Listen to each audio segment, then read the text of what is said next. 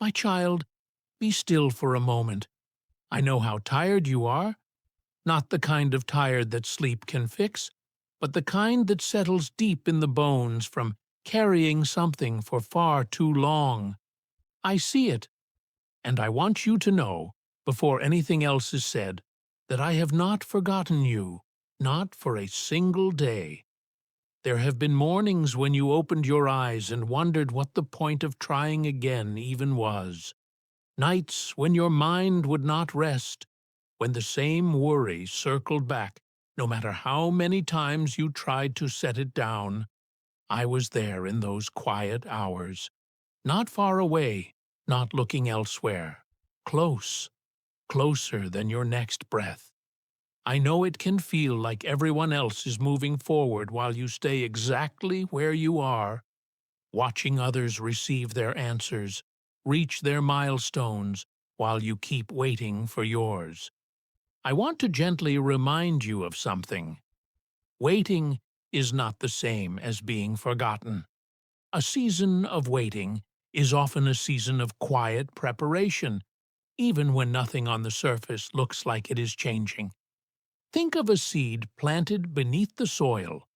For a long while there is nothing to see, no proof, no sign, nothing to show for the waiting. But underground, roots are forming, strength is building in a place no one can observe. And when the moment is right, what was hidden breaks through the surface, and it stands taller for everything it went through in the dark. That is what is happening in you. I know some of what you carry did not come from your own choices. Some of it was placed on you by other people, words that wounded you, situations you did not create but had to live through anyway. I see every one of those moments, even the ones you have never spoken aloud to another person. And I want to say clearly, none of that defines what comes next for you. Your history is not your sentence. What was done to you, and even what you have done, does not have the final word over your life. There may be people who once walked closely beside you and are no longer there. Friendships that quietly faded. Relationships that ended before you were ready for them to end. I know how much that has hurt, but hear this gently. Not every person is meant to stay for the whole journey. Some are only meant to walk with you for a season, and when that season closes, it does not mean something is wrong with you. It only means their part in your story reached its ending, so that room could open for what comes next. I also want to speak to the dreams you have set aside, the ones you stopped mentioning out loud because life became complicated, or because you convinced yourself the time for them had passed. I have not set them aside. I placed them in you for a reason, and I have kept them safe even while you stopped believing in them. There is no such thing in my hands as too late. Time does not close doors the way you think it does. I know your body has not always cooperated with you. Pain that lingers, tiredness that sleep does not seem to touch. I see that too, and it matters to me. Healing is not only about the body, though. Sometimes the deeper healing is in the mind, in the heart, in the quiet places where old hurt still sits. I am working there as well, even on the days when you cannot feel it. And I know money has been a weight, stretching what little there is, lying awake doing the math again in your head.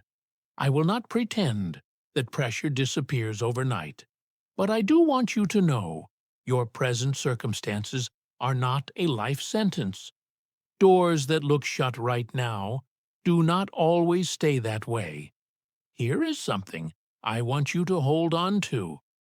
Faith is not waiting until you can see the whole road before you take the first step. Faith is taking the step you can see and trusting that the next one will appear when you need it. You do not have to have this all figured out today. You only have to keep going, one day, sometimes 1 hour, at a time. If you have been carrying something you were never meant to carry alone, set it down for a moment. Just for a moment. You do not have to solve everything tonight. You do not have to have an answer for tomorrow.